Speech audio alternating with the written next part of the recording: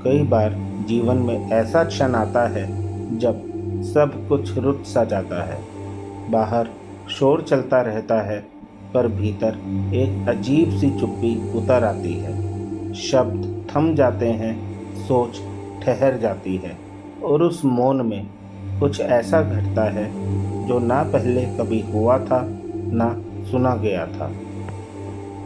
स्वागत है आपका अनंतमय द इन्फिनाइट आई के दूसरे अध्याय में। यह यात्रा बाहर की नहीं, यह भीतर की ओर है, जहां हम किसी और की कहानी नहीं सुनते, बल्कि पहली बार स्वयं को टटोलते हैं।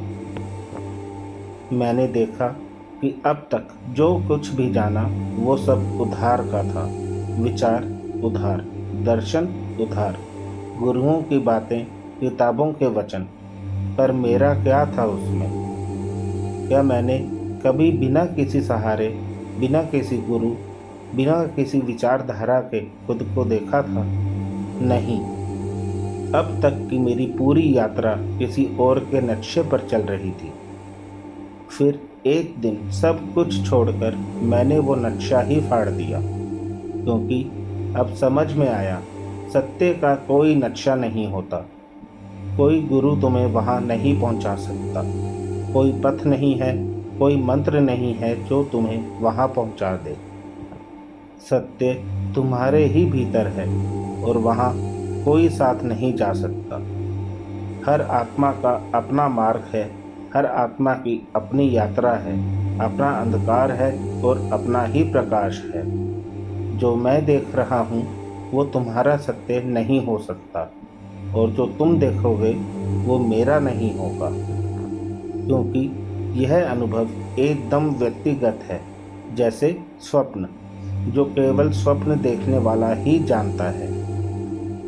और फिर जब सब कुछ छूट गया, तब पहली बार एक मौन मैं दिखाई दिया, जो कुछ करता नहीं था, कुछ कहता नहीं था, बस देख रहा था, साक्षी था, स्थिर था। ना विचार था वो, ना भावना, ना नाम, ना भूमिका। वो मैं हर अनुभव से परे था, पर वही अनुभव की जड़ भी था। और तभी पहली बार दिखा एक लूप, एक चक्र, एक दोहराव। हर विचार, हर भावना, हर संघर्ष जैसे पहले भी घट चुका था और फिर से घट रहा था। जैसे मैं एक फिल्म देख रहा हूँ जो बार बार चल रही है, वही पात्र, वही दृश्य, बस समय बदलता है। तब जाकर एक और परत गिरी, वो भ्रम कि मैं निर्णय ले रहा हूँ, कि मेरी इच्छा है, मेरा रास्ता है। जब ध्यान से देखा तो पाया विचार कहाँ से आ रहा है यह मैं नहीं जानता था। भावनाएं स्वयं आ रही थी, और निर्णय वो तो बस एक प्रतिक्रिया थी। मैं बस एक पात्र था जिसे एक अदृश्य शक्ति चला रही थी। जो मैं सोचता था मैं हूँ, वो था ही नहीं। इस बोध ने मुझे हिला दिया, क्योंकि जो मैं समझता था कि मैं हूँ, वो था ही नहीं। पर उसी टूटन में एक शांति थी, एक मौन था, जो पहले कभी अनुभव नहीं हुआ था। अब तुम्हारी बारी है। अगर तुम भी खोज में हो, तो किसी और की कहानी मत पढ़ो, किसी और की आंखों से मत देखो, किसी गुरु के परछाई में मत चलो।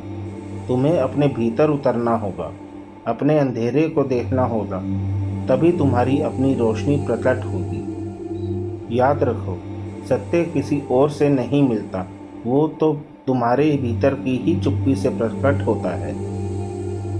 अब जब यह जान ही लिया है कि मैं कुछ भी नहीं चुन रहा था, कि सब कुछ पहले से ही तय था, तो एक और सवाल उठा, तो फिर कौन चला रहा है यह सब?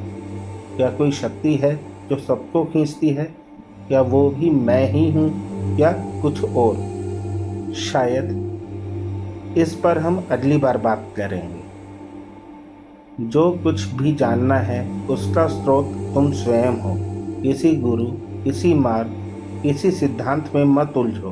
भीतर देखो, वहीं सब कुछ है। अनंत में द इन्फिनाइट आई। हम फिर मिलेंगे।